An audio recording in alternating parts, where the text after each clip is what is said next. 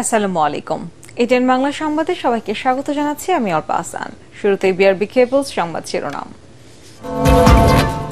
শেখ হাসিনা দেশ বিক্রি করে না, ব্যবসা বাণিজ্য প্রসারের জন্য ভারতকে রেল ট্রানজিট দেওয়া হয়েছে, দিল্লি সফর নিয়ে সংবাদ সম্মেলনে প্রধানমন্ত্রী।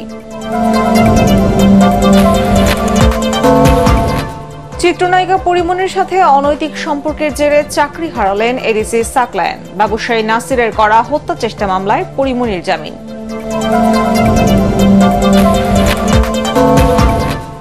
এবং 6 মাসেও নতুন কারিকুলামে পরীক্ষার মূল্যায়ন পদ্ধতি ঠিক করতে পারেনি শিক্ষা বিভাগ। 8ম শ্রেণী পর্যন্ত চালু করা হবে অবৈতনিক শিক্ষা। শুনছিলেন বিআরবি কেবলস সংবাদ শিরোনাম, এবারে বিস্তারিত। রেল যোগাযোগে ভারতকে ট্রানজিট দেয়ায় বাংলাদেশ বিক্রি হয়ে গেছে এমন সমালোচনার জবাবে প্রধানমন্ত্রী শেখ হাসিনা জানিয়েছেন, দেশ বিক্রি করেন না তিনি। ব্যবসা বাণিজ্যের প্রসারে ভারতকে ট্রানজিট সুবিধা দেওয়া হয়েছে। গণভবনে দিল্লি সফর পরবর্তী সংবাদ সম্মেলনে ডক্টর ইউনূসের বিদেশে বিনিয়োগের উৎস জানতে চান প্রধানমন্ত্রী। বিস্তারিত মনিউর রহমানের রিপোর্টে।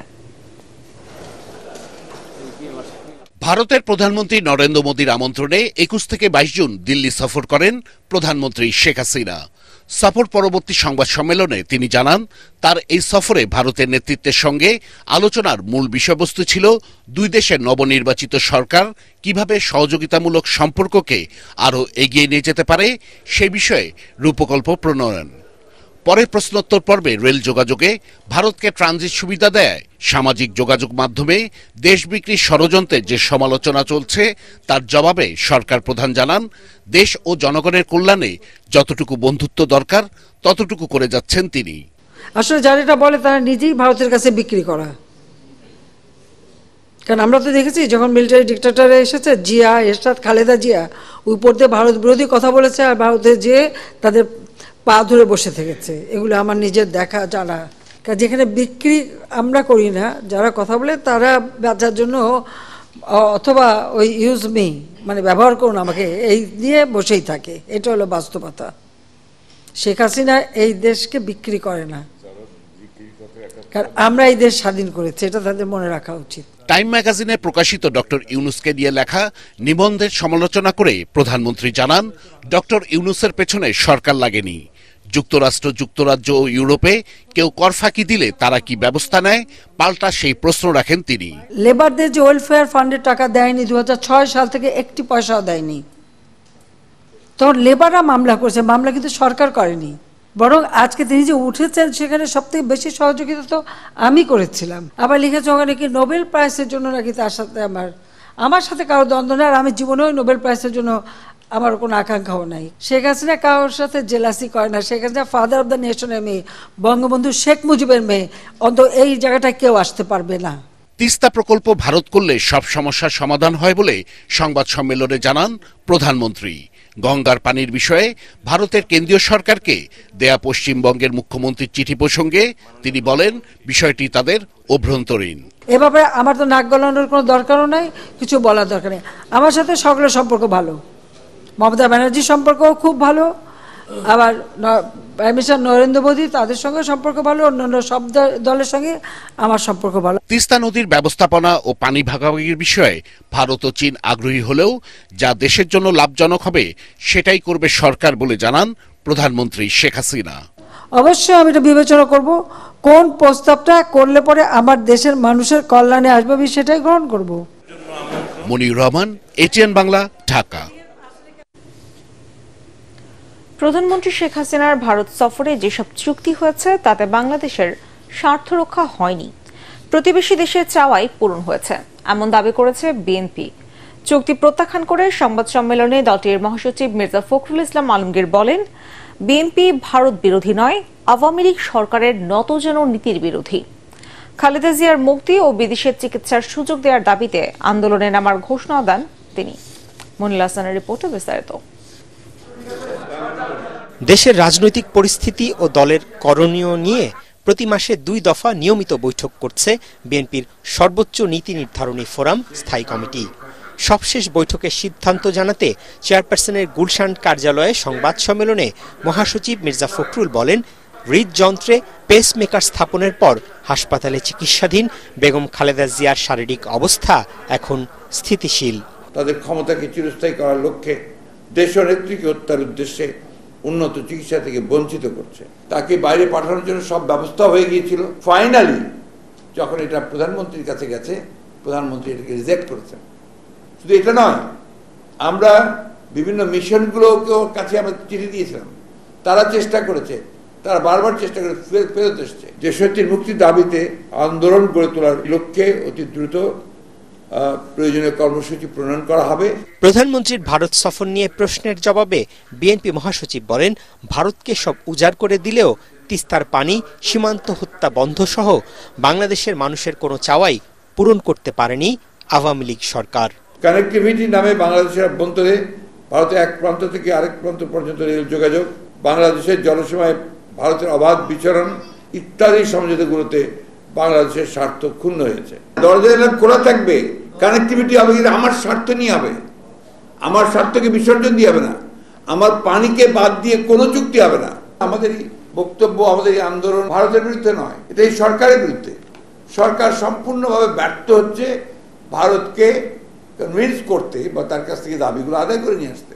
নিত্যপণ্য আর ঔষধের মূল্য বৃদ্ধিতে ক্ষোভ জানিয়ে বিএনপির স্থায়ী কমিটি এজন্য সরকারের দুর্নীতি ও ভ্রান্ত নীতিকে দায়ী করে। মইনুল আহসান, এটিএন বাংলা, ঢাকা।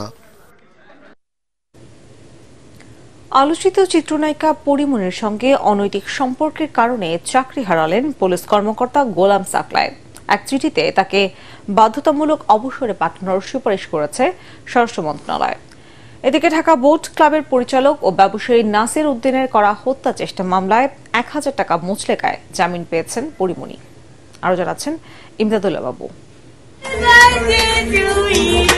ঢাকার বোট ক্লাবে ২০২১ সালের ১৩ জুন ধর্ষণ ও হত্যা চেষ্টা করা হয়েছে বলে অভিযোগ এনে মামলা করেন চিত্রনায়িকা পরিমনি। মামলার তদন্তের অংশ হিসেবে বেশ কয়েকবার মিন্টু রোডে মহানগর গোয়েন্দা পুলিশ কার্যালয়ে যাতায়াত করেন তিনি। তখন ডিবির গুলশান বিভাগের অতিরিক্ত উপকমিশনার গোলাম সাকলায়েনের সঙ্গে পরিচয় হয় এই নায়িকার। দুজনের মধ্যে শুরু হয় সম্পর্ক। পরে নিয়মিত পরিমনির বাসায় যাতায়াত শুরু করেন সাকলায়েন। সাকলায়েনের স্ত্রী বাসায় না থাকায় রাজারবাগে পুলিশ কর্মকর্তাদের সরকারি বাসভবন মধুমতিতে গিয়ে প্রায় ১৭ ঘণ্টা একান্ত সময় কাটান দুজনে, যা স্বীকারও করেন আলোচিত পরিমনি। মামলার তদন্ত চলাকালে দুজনের এমন অনৈতিক সম্পর্ক নিয়ে বিভিন্ন মহলে শুরু হয় সমালোচনা। তখন সাকলায়েনকে ডিবি থেকে সরিয়ে মিরপুরে পাবলিক অর্ডার ম্যানেজমেন্টে সংযুক্ত করা হয়। এ বিষয়ে তদন্ত শুরু করে পুলিশের অপরাধ তদন্ত বিভাগ সিআইডি। দুজনের মোবাইল ফোনের তথ্যের ফরেনসিক যাচাইয়ে তাদের অবৈধ সম্পর্কের প্রমাণ উঠে আসে, যাকে অসৎ আচরণ বিবেচনা করে সরকারি কর্মচারী বিধিমালা অনুযায়ী বিভাগীয় মামলায় গুরুদণ্ড দেওয়ার সুপারিশ করা হয়েছে। ২০২২ সালে পরিমনির বিরুদ্ধে ব্যবসায়ী নাসির উদ্দিনের করা হত্যা চেষ্টা মামলার তদন্ত প্রতিবেদনের উপর শুনানি হয় মঙ্গলবার। ঢাকার সিনিয়র জুডিশিয়াল ম্যাজিস্ট্রেট আদালতে এদিন উপস্থিত হয়ে জামিন আবেদন করেন পরিমনি। বিচারক সাইফুল ইসলাম উভয় পক্ষের আইনজীবীর যুক্তিতর্ক শুনে পরিমনি ও তার কস্টিউম ডিজাইনার জিমিকে ৪ মাসের জামিন দেন। আদালতের প্রতি শ্রদ্ধাশীল হয়ে বিজ্ঞ আদালতের সমন পাওয়া মাত্র উপস্থিত হয়েছি। বিজ্ঞ আদালত আমাদের সাবমিশনে সন্তুষ্ট হয়ে জামিন মঞ্জুর করেছেন। আমরা বলেছি যে এখানে এক নং আসামি, উনি এখন বর্তমানে একজন মা, উনি একজন নারী, ওনার প্রতি সম্মান দেখে আমরা বলেছি আমাদের জামিনে কোনো আপত্তি নেই। ব্যবসায়ী নাসির উদ্দিনের করা এই মামলা তদন্ত করে পিবিআই। এই মামলায় আগামী ১ অক্টোবর অভিযোগ গঠনের দিনও ধার্য করেছে আদালত। ইমদাদুল্লাহ বাবু, এটিএন বাংলা, ঢাকা। শিক্ষাবর্ষের ৬ মাস পার হলেও নতুন কারিকুলামে পরীক্ষার মূল্যায়ন পদ্ধতি এখনও ঠিক করতে পারেনি শিক্ষা বিভাগ। এনসিটিবির সুপারিশকৃত মূল্যায়নের পদ্ধতি সংশোধন করতে বলেছে প্রাথমিক শিক্ষা মন্ত্রণালয়। সচিবালয়ের সংবাদ সম্মেলনে এসব তথ্য তুলে ধরে সচিব জানান, প্রাইমারি স্কুলগুলোতে পর্যায়ক্রমে ৮ম শ্রেণী পর্যন্ত অবৈতনিক শিক্ষা চালু করা হবে। রিপোর্টে জানাচ্ছেন মাহবুব কবির জাফর। পরীক্ষার মূল্যায়ন পদ্ধতি কি হবে তা নিয়ে পরীক্ষা নিরীক্ষা শেষ করতে পারছে না শিক্ষা বিভাগ। নম্বর কিংবা গ্রেডিং পদ্ধতি বাদ দিয়ে ৭ ধাপে মূল্যায়নের রূপরেখা তৈরি করেছে এনসিটিবি। তবে এতে আপত্তি জানিয়েছে প্রাথমিক শিক্ষা মন্ত্রণালয়। সংশোধন করে চূড়ান্ত করবার নির্দেশ দেওয়া হয়েছে বলে জানান সচিব। তারা যে 7 গ্রেডে অথবা 5 গ্রেডে যেটা মূল্যায়ন করতে হচ্ছে, আমাদেরও কিছু অবজারভেশন আছে।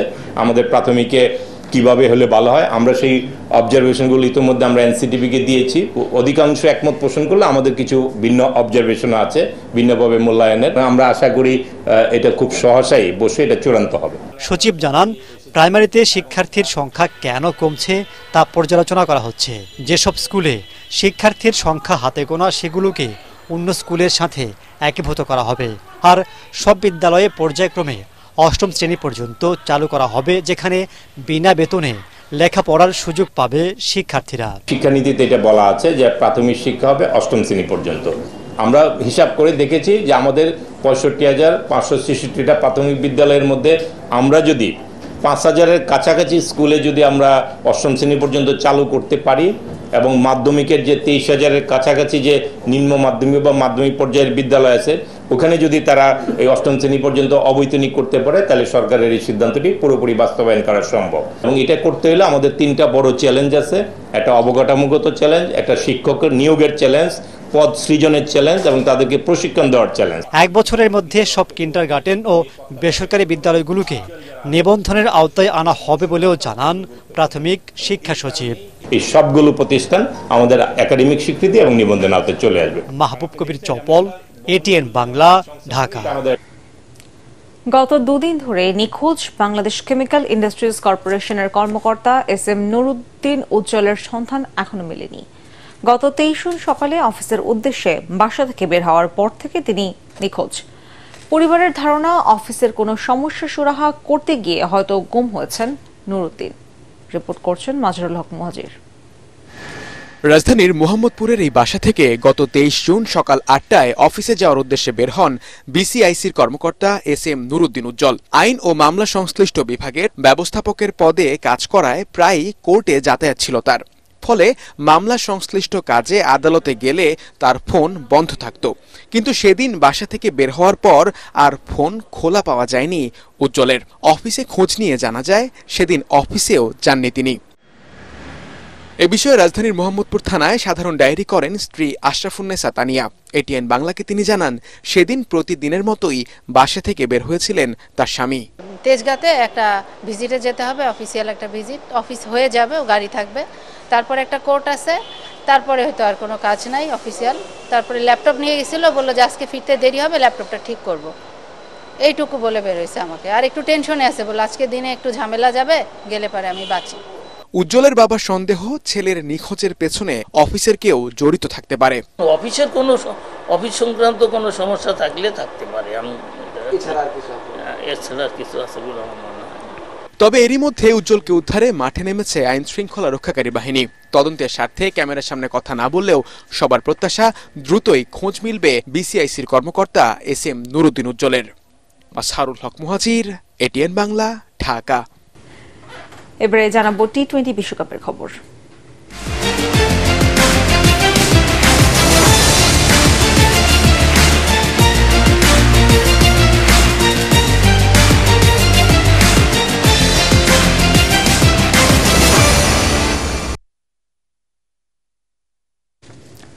বৃষ্টি আইনে বাংলাদেশকে 8 রানে হারিয়ে T20 বিশ্বকাপের সেমিফাইনালে উঠেছে আফগানিস্তান। কিংসটাউনে আগে ব্যাট করে 5 উইকেটে 115 রান তোলে রশিদ খানের দল। জবাবে 114 রানের নতুন লক্ষ্যে খেলতে নেমে 105 রানে অল আউট হয় নাজমুল হোসেন শান্তরা। তাতে সুপার 8 থেকে বিদায় নেয় অস্ট্রেলিয়াও। SM আশরাফের রিপোর্ট, বিস্তারিত। গৌরবের ইতিহাস গড়ার সামনে দাঁড়িয়ে বাংলাদেশ মাঠ ছাড়ল লজ্জা নিয়ে, মাথা নিচু করে দেশের কোটি ক্রিকেট ভক্তদের হতাশ করে। অথচ প্রথমবারের মতো সেমিফাইনালে যেতে 73 বলে 116 রান করলেই হয়ে যায় অবিস্মরণীয় কীর্তি। সমর্থকরা আশায় বুক বেঁধেছেন প্রিয় দলের একটি মধুর জয় দেখার। কিন্তু ক্রিকেটারদের কাছে সেই আবেগের কোনো মূল্য আছে কিনা এমন প্রশ্ন তুলে ব্যাটাররা নামলেন আসা যাওয়ার প্রতিযোগিতায়। আরেকবার ব্যর্থ শান্ত, পরের বলেই 0 রানে পথ মাপলেন সাকিবও। সৌম্য সরকার তাকে দলে রাখার সিদ্ধান্তটা প্রশ্নবিদ্ধ করলেন। মাহমুদুল রিয়াদ জানিয়ে দিলেন তারও সময় শেষ। 11তম ওভারে 80 রানে 6 উইকেট হারানোর পর বাংলাদেশের ব্যাটিংয়ের মানসিকতা অবাক করেছে ধারাভাষ্যকারদেরও। এরপর সেমিফাইনাল নয়, কোনো রকমে জিতে মাঠ ছাড়াটাই যেন হয়ে যায় লক্ষ্য। কিন্তু ভাগ্য নাকি সাহসীদের পক্ষে থাকে।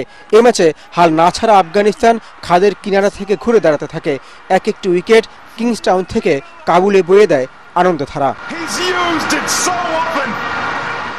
এক প্রান্তে থেকে লিটন দাস হাফ সেঞ্চুরি তুলে দলে নিজের জায়গাটাই হয়তো বাঁচাতে চেয়েছেন। অন্যরা ক্রিকেটীয় মস্তিষ্কের খেলায় শূন্য মার্কস নিয়ে দেশকে দিয়েছেন পরাজয়ের বেদনা। এর আগে মুস্তাফিজ আর রিশাদ হোসেনরা আফগানিস্তানকে 115 রানে আটকে দিয়ে বাংলাদেশকে একটি ইতিহাস করার উপলক্ষ এনে দিয়েছিলেন। কিন্তু ব্যাটাররা জানিয়ে গেলেন এই ফরম্যাটে তাদের সীমাবদ্ধতার কথা। S M Ashraf, ATN Bangla. জানাবো পার্টেক্স খেলার খবর।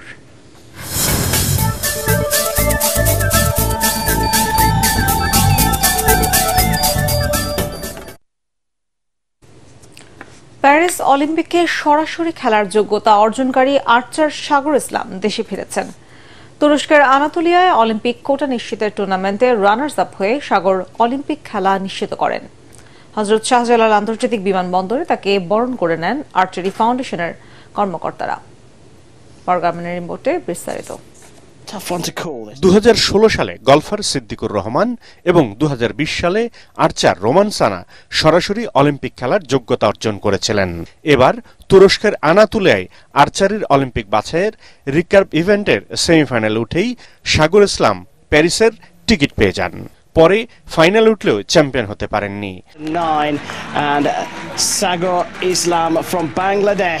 তবে কৃতি এই আর্চার দেশে ফিরেই ফেডারেশন কর্মকর্তাদের ভালোবাসায় সিক্ত হন। ফিরেছেন অন্য আর্চারও। এবার অলিম্পিকেও পদক জয়ের ছক কষছেন সাগর ইসলাম। ইচ্ছা তো সবসময় বড় থেকে ইনশাল্লাহ বাংলাদেশের জন্য মেডেল বয়ে আনবো, যেহেতু আগে কেউ পায় নাই বাংলাদেশের। ইনশাল্লাহ চেষ্টা করবো, নিজের প্রতি বিশ্বাস আছে। আল্লাহ যদি ওরকম হেদায়েত দান করেন, ইনশাল্লাহ আপনারা দোয়া করবেন যেন দেশের জন্য মেডেল বয়ে আনতে পারে। এই সাফল্য অব্যাহত রাখার কথা জানান আর্চারি ফেডারেশনের সাধারণ সম্পাদক। একথা আর্চারি কোনো প্রতিযোগিতায় খেলে পদক জয়ী হয়ে সরাসরি অলিম্পিকের সুযোগ পেয়েছে। আমাদের সেই যদি ইয়ুথ অলিম্পিক ধরি, মিলন পেয়েছিল, তারপর রোমান সানা 19 সালে, 24-এ পেল সাগর। সাফল্যের পিছনে হলো যে আমরা সিটি গ্রুপের নিরবচ্ছিন্ন সহযোগিতা। প্যারিস অলিম্পিকে বাংলাদেশ থেকে কতজন খেলোয়াড় সুযোগ পাবেন তা এখনো চূড়ান্ত হয়নি। তবে বাংলাদেশ অলিম্পিক অ্যাসোসিয়েশন বিভিন্ন খেলার 6 জনের জন্য ওয়াইল্ড কার্ড চেয়ে আবেদন করেছেন আইওসির কাছে। পরাগ আরমান, এটিএন বাংলা, ঢাকা। শেষ করার আগে বিআরবি কেবল সংবাদ শিরোনাম জানাবো আরেকবার। শেখ হাসিনা দেশ বিক্রি করে না, ব্যবসা বাণিজ্য প্রসারের জন্য ভারতকে রেল ট্রানজিট দেয়া হয়েছে। দিল্লি সফর নিয়ে সংবাদ সম্মেলনে প্রধানমন্ত্রী। চিত্রনায়িকা পরিমণির সাথে অনৈতিক সম্পর্কের জেরে চাকরি হারালেন এডিসি সাকলায়েন। ব্যবসায়ী নাসিরের করা হত্যা চেষ্টা মামলায় পরিমণির জামিন। এবং 6 মাসেও নতুন কারিকুলামে পরীক্ষার মূল্যায়ন পদ্ধতি ঠিক করতে পারেনি শিক্ষা বিভাগ। 8ম শ্রেণী পর্যন্ত চালু করা হবে অবৈতনিক শিক্ষা।